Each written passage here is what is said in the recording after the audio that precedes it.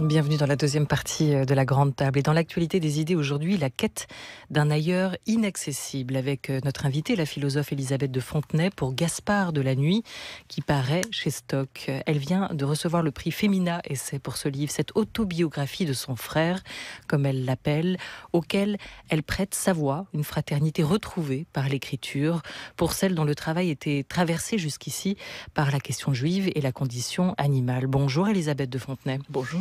Quelle est cette différence qui vous sépare, lui et vous?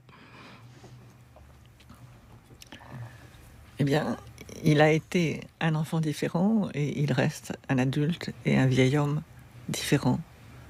Différent de qui? Différent de moi, bien sûr, mais différent de tous les autres, enfin de beaucoup d'autres, statistiquement. Et il lui manque ce sur quoi j'ai beaucoup travaillé toute ma vie, probablement à cause de lui. Il lui manque la subjectivité, la conscience de soi, la possibilité de dire je, la possibilité de dire tu, voilà. La différence entre nous. Et quand on peut dire je, quand on peut dire tu, quand on peut avoir cette subjectivité, on peut aussi raconter sa vie et regarder à l'intérieur de soi. Vous avez donc choisi de poser votre regard au fond de ses yeux à lui. Il est beaucoup question de vos regards réciproques dans ce livre, de cette différence. Il vous est arrivé de ne pas vouloir la voir, de détourner le regard? Oui, bien sûr, bien sûr. De même que lui détourne le regard quand il se regarde dans la glace. Et je crois que ce qui lui manque, c'est le stade du miroir, pour parler comme Lacan. Et c'est vrai que je me suis détourné de lui parce que, eh bien, j'ai eu ma vie à conduire, à mener, et mes parents s'occupaient de lui. Et puis ensuite, quand le dernier de mes parents est mort, c'est retombé, si j'ose dire, sur moi. J'ai été chargé de lui. Et à ce moment-là, la responsabilité écrasante et le malheur sont tombés sur moi. Et je n'ai plus pu m'abriter dans mon exception splendide de philosophe. Il a fallu que je fasse face à son existence, à son absence de réponse, à son absence d'empathie, à beaucoup de choses qui me faisaient beaucoup souffrir, parce que je n'ai jamais accepté de le traiter comme un malade. Je n'ai jamais fait de psychanalyse, donc je n'ai pas interrogé ma relation avec lui. Et je l'ai toujours traité comme quelqu'un de normal, c'est-à-dire en lui faisant des scènes, en l'engueulant, quand il faisait des choses qui ne me plaisaient pas ou qui étaient dangereuses. Et je n'aimais jamais comme un cas clinique. Ça, je ne pouvais pas. Je n'avais pas les moyens. Je ne suis pas médecin, je ne suis pas aide-soignante, je ne suis pas aide de vie. Voilà. Et j'ai toujours été partagée entre une certaine exaspération de son état et une très grande pitié et un très grand amour. Et souvent, quand on rudoie l'autre, c'est aussi parce qu'on espère au fond une réaction. C'est exactement ça. J'ai toujours espéré de lui une réaction. Et jamais je n'ai obtenu. Sauf des réactions pour se conformer à ce que sa mère lui avait appris de convenable, de poli, de sociable, de courtois. Et là, il fait un effort. Chaque fois que je lui fais remarquer quelque chose, il fait un effort. Mais sur toutes les questions qui ont rapport avec la réalité, il ne se passe rien. Elle vous racontait comment plus jeune, il y avait peut-être la peur ou la crainte qu'il vous ralentisse. Vous étiez une fonceuse et il fallait accélérer. Donc pas trop regarder la différence de l'autre, de votre frère. Et comment aussi il est devenu, quand vous avez pris conscience de votre différence, de sa différence à lui, un empêcheur de tourner en rond. Il y a eu de l'agacement, il y a eu de la colère aussi face à cette absence d'affect, cette apparente froideur, son indifférence. Vous écrivez: le mal dont il pâtit, c'est l'innocence. Il ignore la malveillance, le mensonge, la dissimulation. Il y réagit depuis si longtemps comme une victime. Le mal dont il pâtit, c'est l'innocence. Ce qui est très particulier dans cet ouvrage, qui n'est pas vraiment un essai, même s'il vient de recevoir le prix Femina Essai, c'est un document, c'est une autobiographie de votre frère, c'est que vous ne nommez pas cette différence, vous lui donnez pas un nom précis, alors qu'on a tellement l'habitude et de diagnostiquer et d'étiqueter ces différences, parce que ça nous rassure aussi. Mon frère a 80 ans, et à l'époque de son enfance, de son adolescence, la psychiatrie ne faisait pas de diagnostic très clair. Et je n'ai jamais rien entendu d'autre que psychose infantile, ce qui ne veut pas dire grand-chose, psychose infantile. Mais il n'est pas autiste. Encore qu'il... sa coupure avec la réalité le fasse ressembler à un autiste, mais il n'est pas autiste. Il n'est pas non plus complètement délirant. Il a été un peu délirant, mais très très peu. Donc, moi, je ne sais pas comment nommer. J'ai demandé à beaucoup de médecins. Personne ne m'a répondu. Vous avez demandé à des médecins et vous oui. avez aussi fouillé dans les tiroirs de vos parents oui, alors pour là, retrouver, il n'y avait rien. pour retrouver les diagnostics possibles, les feuilles médicales, Oui, et voir s'il y avait était fait état de rien quelque du chose. tout. Il n'y avait rien du tout. Psychose infantile, c'est quoi? C'est une maladie? Oui, c'est une maladie. On parlait de la schizophrénie en ces termes. On va dire que mon frère est un schizophrène. Peut-être qu'il le serait devenu, je ne sais pas, s'il n'avait pas été traité par des neuroleptiques en Suisse. Des neuroleptiques qui l'ont complètement hébété. Mon frère n'est plus ce qu'il était depuis l'âge de 17 ans. Voilà. Mais psychose infantile, c'est aussi un état qui pourrait être transitoire. Donc c'est aussi un espoir. C'est peut-être cette différence dont on pourrait sortir. Peut-être. Est-ce que votre mère, elle a beaucoup vécu avec cet espoir-là, celui du déclic, celui de la guérison? Non, mais elle a beaucoup vécu avec l'espoir d'une amélioration. Par exemple, elle a rêvé à une certaine époque où mon frère était dans une ferme en Suisse. Une ferme qui dépendait de l'établissement psychiatrique où il avait été. Elle a beaucoup rêvé de l'installer à la campagne, dans une ferme. Et c'était des rêves tout à fait fous.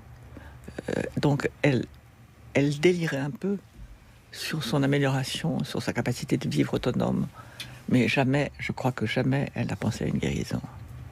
Je pense que sa différence était trop ancienne pour qu'elle puisse penser à une guérison.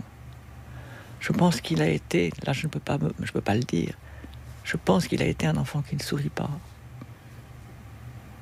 Alors pas une guérison, mais peut-être pour lui la possibilité d'être autonome, pour lui la possibilité d'être un tout petit peu plus normal dans un monde, disons-le franchement, Elisabeth de Fontenay, qui a beaucoup de mal à faire une place à la différence, à la normalité, à tout ce qui dévie un tout petit peu de la norme. Ce frère, vous l'avez renommé Gaspard. Aujourd'hui, vous livrez votre secret tout en cherchant à percer son mystère. Il est en apparence, écrivez-vous, absent à lui-même, mais que se passe-t-il dans ce monde, dans son monde? De quoi est-il peuplé? Et quelle est sa place dans notre monde à nous? C'est aussi ça que vous cherchez en tentant de l'écrire, en tentant de le raconter. Vous êtes convaincu aujourd'hui qu'il a un monde intérieur, bien à lui? Je veux être convaincu qu'il a un monde intérieur, mais je n'ai aucun moyen de le savoir, aucun moyen de le prouver. Je sais qu'il n'est pas une forteresse vide. Je l'ai trop connu enfant avec des fantasmes, avec des délires. Et puis il a trop de stéréotypies pour qu'il n'y ait rien derrière. Mais, encore une fois, n'étant ni médecin, ni psychothérapeute, je ne peux pas induire le moindre sens de ce monde intérieur. Mais je forme la conjecture qu'il y a un monde intérieur. Ce n'est pas possible qu'il n'y ait rien, puisque aussi bien on a compris peu à peu que chez les animaux eux-mêmes, il y avait un monde intérieur. Est-ce qu'on peut appeler ça un monde intérieur? Je ne sais pas. Mais un monde. Heidegger a dit que les animaux étaient des êtres sans monde. Je crois qu'il s'est beaucoup trompé sur ce point. Et je fais un petit passage, petite analogie très prudente entre mon frère et certains animaux. Et je pense qu'il ne peut pas ne pas y avoir du sens derrière. Une direction, du désir meurtri, du désir qui ne peut pas s'exprimer, mais du désir. Du reste, le fait qu'il ait fait une psychothérapie à Paris, à l'âge de 15 ans, psychothérapie qui a libéré complètement sa parole, il ne parlait pour ainsi dire pas, montre bien que les choses ne sont pas simples. Et de ce point de vue-là, j'ai une reconnaissance éperdue pour les travaux de Maud Manoni, qui a tout fait pour psychanalyser, pour psychothéraper, pour faire une psychothérapie d'enfants anormaux, d'enfants arriérés, comme on disait.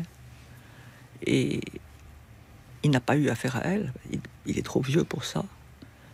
Mais les travaux de Maud Manoni qui mettent en cause les évaluations, les tests, les tests genre Binet-Simon, et qui dit que derrière l'arriération, il y a de l'inhibition, et que l'arriération est parfois un symptôme. C'est quelque chose qui m'a beaucoup porté dans l'écriture de ce livre, qui m'a beaucoup porté pour présumer du sens à sa vie. Parce que vous avez évoqué déjà les neuroleptiques, il y a eu vraiment une camisole chimique pour lui quand il a été interné. Et c'est vrai qu'il y a une longue polémique controverse entre la psychanalyse, la psychiatrie et la neurobiologie, notamment aujourd'hui, sur les causes et la manière de peut-être remédier à cette différence, avec derrière tout ça une culpabilisation des parents et surtout des mères d'enfants différents, d'enfants autistes, derrière aussi cette notion de psychose infantile. Mettre des mots sur des univers, sur des sentiments auxquels on n'a pas accès, c'est aussi la démarche qu'a suivie Sandrine Bonner à l'occasion de la réalisation d'un documentaire autour de sa sœur lourdement handicapée. Elle s'appelle Sabine, c'est le titre de ce film extrait. Sabine, Moi, tu vas partir en vacances? oui, Tu vas aller où? je sais pas encore, on sait pas. Si, tu vas à l'île d'Oléron. Comment tu le sais? Tu le sais pas, toi, on te l'a pas dit encore. Et on m'a dit que tu avais essayé de passer par la fenêtre. Tu me racontes ça? J'ai failli te jeter par la fenêtre, j'ai regardé à la fenêtre comme ça. Donc t'as pas eu envie de te jeter par la fenêtre? Non, Tu l'as fait une fois, ça? un jour je me suis déjà jetée par la fenêtre. C'est vrai que c'est un mode qu'elle connaît, c'est un mode de communication qu'elle a déjà employé. Donc de lui faire comprendre un petit peu d'où est-ce que ça provient et comment est-ce qu'on peut exprimer les choses de façon différente. Voilà, c'est... Oui, parce que c'est un peu contradictoire, parce qu'elle s'exprime quand même très très bien. Elle sait ce qu'elle veut pas. Et en même temps, elle va passer par une défenestration pour exprimer le souhait de partir en vacances. Elle est quand même dans un passage à l'acte aussi, souvent. Hein. Et ça fait partie de son moyen de communication. C'est-à-dire qu'effectivement, au niveau de la parole, il y a une facilité à parler, à dire les choses. Mais en même temps, le seul moyen qu'elle trouve pour bien marquer les choses et faire en sorte, j'allais dire quelque part, que les gens s'intéressent encore plus à elle, c'est le passage à l'acte. Quelle forme d'écriture, quel langage avez-vous choisi vous, Elisabeth de Fontenay? Je voudrais juste vous dire que si j'avais pu parler avec mon frère, comme Sandrine Bonner avec parlait sa avec sa sœur, j'aurais été très heureuse. parce que c'est une vraie communication, même si le passage à l'acte est complètement terrifiant, évidemment. J'ai jamais connu ça. Et sans avoir réponse à tout, parce qu'on voit aussi l'intermédiaire, la soignante, qui traduit aussi c'est ça, le ressenti. C'est ça, Du coup, pour raconter votre frère à vous, quel langage, quelle syntaxe avez-vous choisi? La plus classique possible. Parce que c'est la seule façon pour moi d'écrire. Et parce que la perfection de la langue, j'espère que ma langue est parfaite, peut-être que je me vante, parce que la perfection de la langue a été une chose très importante pour mes parents. Mon père était avocat, il lisait ses plaidoiries à ma mère. Et quant à ma mère, qui était d'origine juive russe, et qui était née à Odessa, mais qui a fait ses études en France, la perfection de la langue, la perfection de la syntaxe, le choix des mots était quelque chose de tellement important que c'est une manière de lui rendre hommage que d'écrire le mieux possible. Voilà, ne pas se laisser aller aux moindres familiarités. Donc j'ai choisi une manière d'écrire, encore une fois, très, très convenue, mais aussi un peu chaotique. Et je revendique ce chaos. D'abord parce que je suis une diderocienne et que Diderot adorait les textes faits de pièces et de morceaux, la bigarrure, comme il disait. Et ensuite parce que parler de mon frère, ça ne peut être que chaotique. Ça ne peut pas être un discours suivi, systématique, unifié, quelque chose de discursif. Donc j'ai fait des petits paragraphes un peu disparates, puisque j'ai alterné des paragraphes de philosophie, d'histoire de la psychiatrie, d'histoire du nazisme, de réflexion philosophique personnelle sur Descartes, des citations d'Althusser, de Marguerite Duras. Tout ça est très... Alors, chaotique n'est peut-être pas le mot, mais encore une fois, très, très disparate. Et je l'ai voulu comme ça, je ne pouvais pas le faire autrement. Et je suis très reconnaissante à mon éditeur d'avoir accepté ce livre sous cette forme, et très reconnaissante aussi au prix Femina, au jury du prix Femina, d'avoir donné un prix à un livre qui est quand même assez bizarre. Chaotique aussi, et la mémoire, et c'est un livre de souvenirs, donc un livre qui fonctionne par bribes, par fragments. Voilà. Elisabeth de Fontenay, c'est lui-même qui lui fait défaut. C'était aussi une entreprise que vous avez entamée, mais qui était une entreprise risquée, puisqu'il vous fallait combler cette absence, sans le réduire, sans l'enfermer. Est-ce que vous avez eu peur de le trahir? Oui, bien sûr que oui. Et encore maintenant, j'ai le sentiment de divulguer un secret et de faire commerce de ce secret. Voilà, je me sens très coupable. Je me suis toujours senti très coupable vis-à-vis de lui, parce que j'ai le sentiment d'avoir tout pris. Et en même temps, je lui ressemble beaucoup. J'ai beaucoup de déficiences semblables aux siennes, mais que tout de même, je lui ai tout pris.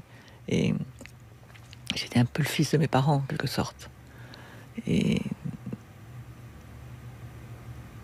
cette culpabilité originaire non, puisqu'il est né après moi, elle n'est pas originaire, ce n'est pas le péché originel, mais c'est quelque chose qui est très ancien, se double et s'accroît de la culpabilité commerciale de ce livre.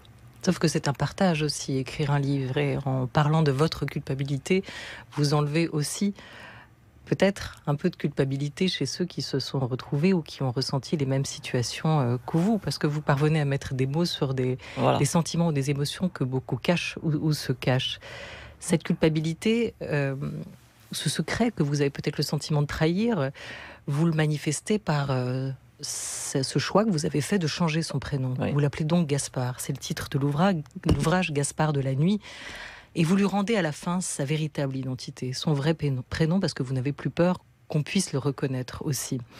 Et vous n'enterrez pas votre frère dans cet ouvrage. C'est pas un tombeau littéraire, c'est vraiment un ensemble de fragments destinés, et vous l'écrivez, à l'inscrire plus lisiblement dans la communauté des hommes. Si je tiens finalement à laisser une trace de ton prénom, c'est qu'après que nous aurons l'un et l'autre disparu sans descendance, notre nom et nos prénoms survivront un temps dans le clair-obscur des bibliothèques, qui sont les seuls tombeaux d'où il arrive parfois qu'un lecteur vous fasse revenir.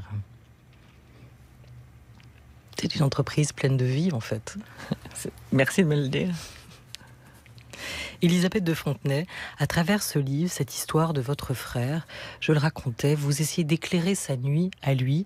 C'est un soi qui n'a pas accédé à la possibilité ordinaire et prodigieuse de dire « je », écrivez-vous. Et en parlant de lui, vous parlez de vous. À quel moment vos biographies se rejoignent? Ou se sont-elles rejointes dans vos vies? Quand est-ce que vos vies se sont vraiment croisées? Je pense que son existence différente a été présente dès mon choix de la philosophie et constamment présente dans mes orientations philosophiques et politiques aussi du reste. C'est-à-dire que je me suis toujours gardé à droite, gardé à gauche. Et c'est pas du tout ce que je vais le dire, la droite et la gauche dans mon discours, là maintenant, mais je me suis gardé de tous les excès, en particulier d'excès du côté de l'animalisme. Je ne suis pas animaliste, je ne suis pas antispéciste. Je considère qu'il y a une singularité humaine, que l'être humain est un être doué de la double articulation de la parole, et que même mon frère, qui a l'air d'en être dépourvu, mais qui n'en est pas dépourvu du tout, parce que quand il s'exprime parfois, il est très syntaxique. Tous les êtres, même les sourds-muets, comme disait Descartes, même les fous, même ceux qui sont privés de toute rationalité, disposent en quelque sorte cette double articulation du langage humain. Et par conséquent, mon frère m'a aidé à la fois à m'intéresser aux animaux, puisque je me demandais quel était son monde et je réfléchissais sur les mondes animaux. Je ne considérais pas que les animaux étaient sans monde. Et d'autre part, il m'a permis de ne pas dériver dans cet antispécisme qui est très à la mode aujourd'hui et contre lequel je me bats, même si je peux donner l'impression de lâcher la cause animale. Je ne la lâche pas du tout. Mais je pense que si on n'est pas conscient de la différence humaine, on ne peut pas se sentir responsable des animaux. Les animaux ne sont jamais responsables de qui que ce soit, sauf les mères de leurs petits, bien entendu. Mais est-ce qu'on peut appeler ça la responsabilité? Je ne sais pas. Oui, vous racontez ce déplacement paradoxal, comme vous le nommez, Élisabeth de Fontenay, 20 ans après Le silence des bêtes, votre ouvrage phare. Vous rapprochez son silence à celui de l'animal. Mon attention à l'histoire immémoriale du pâtir animal a trouvé son origine dans une méditation sur le quasi-mutisme de mon frère. Il vous a appris le silence, il vous a appris aussi la vulnérabilité et peut-être la sensibilité de l'autre. La sensibilité de l'autre, c'est-à-dire... La sensibilité à l'égard de l'autre? La sensibilité à l'égard de l'autre. J'espère qu'il m'a un peu enseigné ça. Encore que je me reproche beaucoup de comportements un peu rudes avec lui. Mais en tout cas, c'est sûr que j'étais constamment, dans toute ma vie, dans toute ma pensée, sensible à la vulnérabilité des vivants. Des vivants. Ce qui ne veut pas dire que toute vie soit égale. Non, bien sûr, c'est ça qui est important. Mais vulnérabilité des vivants, de ceux qui ne sont que vivants. Il pourrait se faire que mon frère ne soit que vivant. Je ne le crois pas. Mais il pourrait se faire qu'il ne soit que vivant. Il y a des cas pathologiques terrifiants qu'on ne connaît pas, qu'on cache. Où vraiment un enfant ou un être adulte ne donne aucun signe de sens. Eh bien, même si on a l'air d'être que vivant, on reste quelqu'un de vulnérable qui mérite de respect absolu.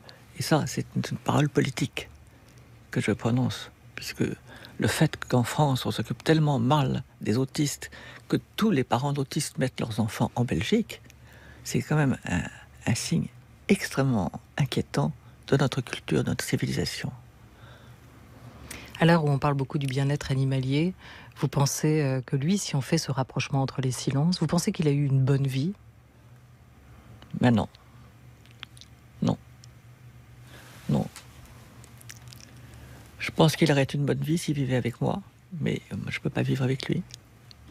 Non, je ne pense pas qu'il a eu une bonne vie. Il a eu la meilleure vie possible, car ma mère a trouvé une institution merveilleuse où on le garde étant âgé.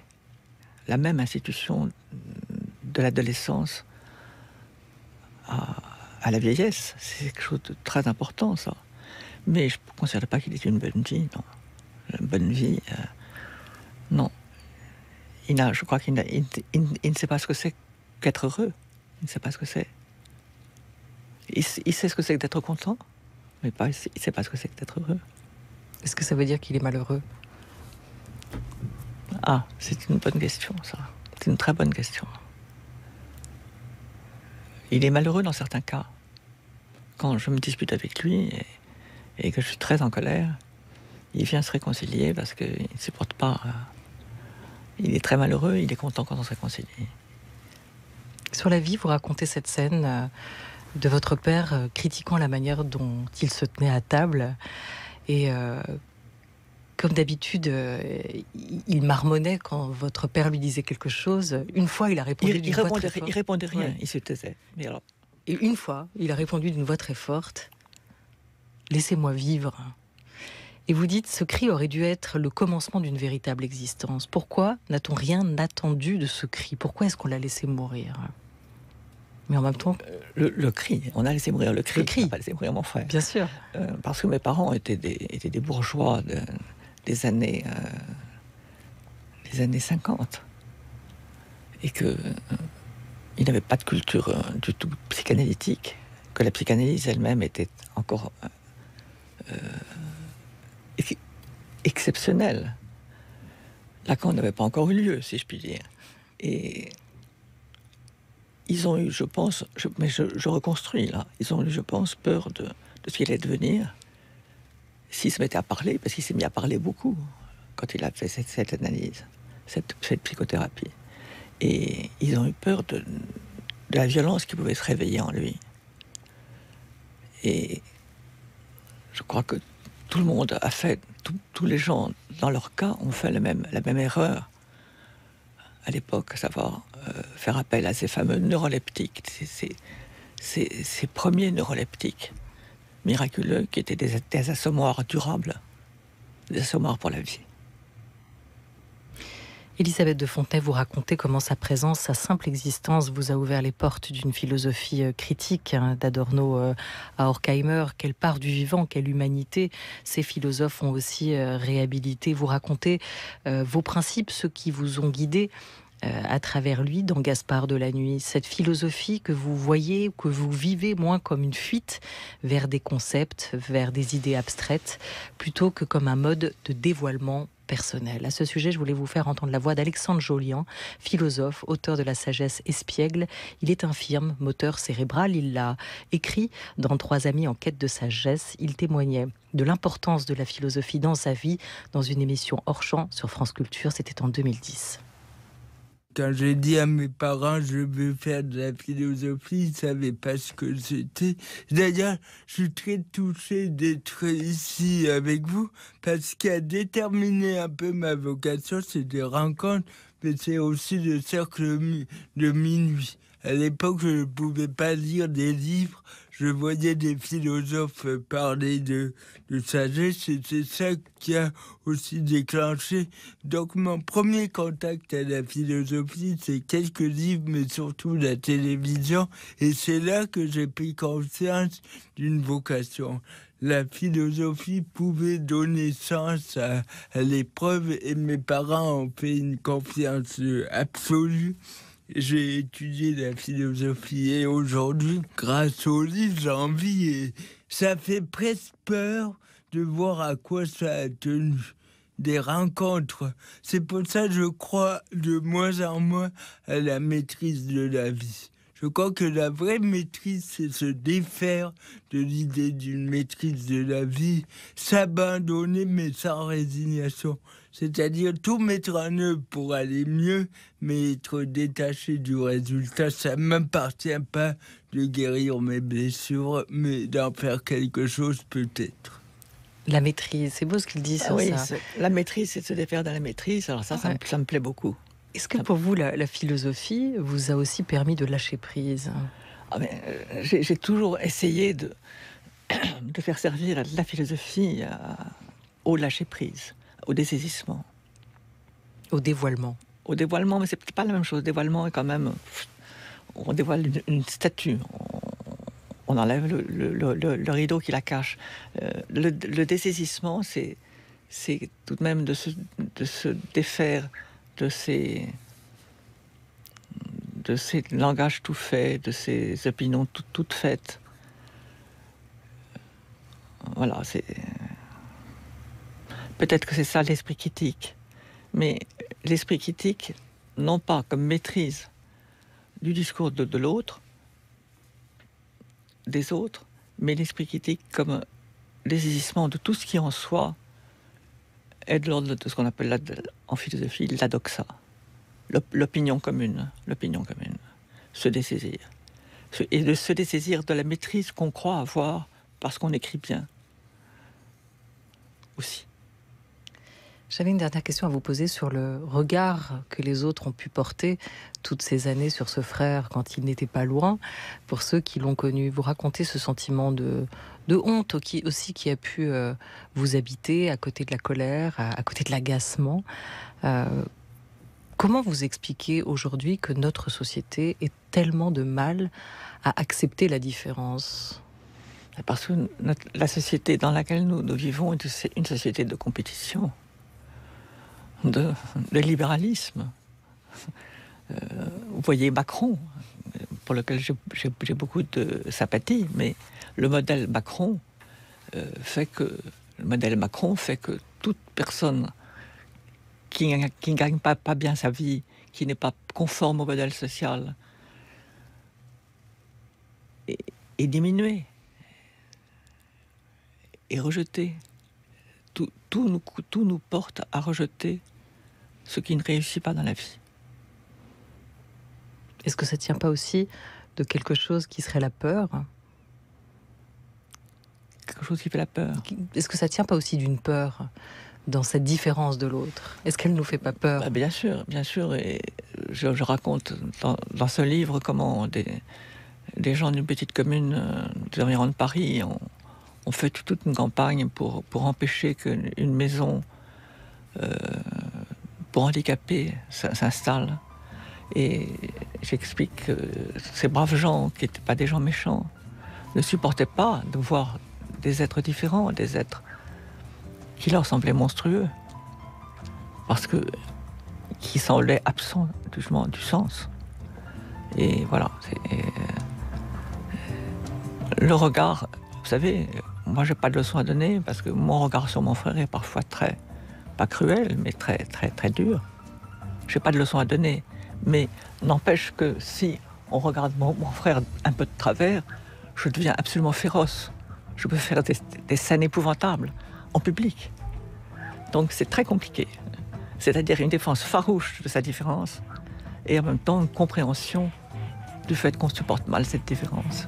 Aujourd'hui, Gilbert Jean, votre frère, vit à Toulouse, près de Toulouse. Vous lui avez apporté ce livre ? Non. Vous ne le ferez pas ? Non. Ça ne lui dira rien. Merci. Il n'est pas comme la sœur de Sandrine Bonner. Parce que ça ne lui dira rien. Merci beaucoup, Elisabeth de Fontenay. Merci à vous.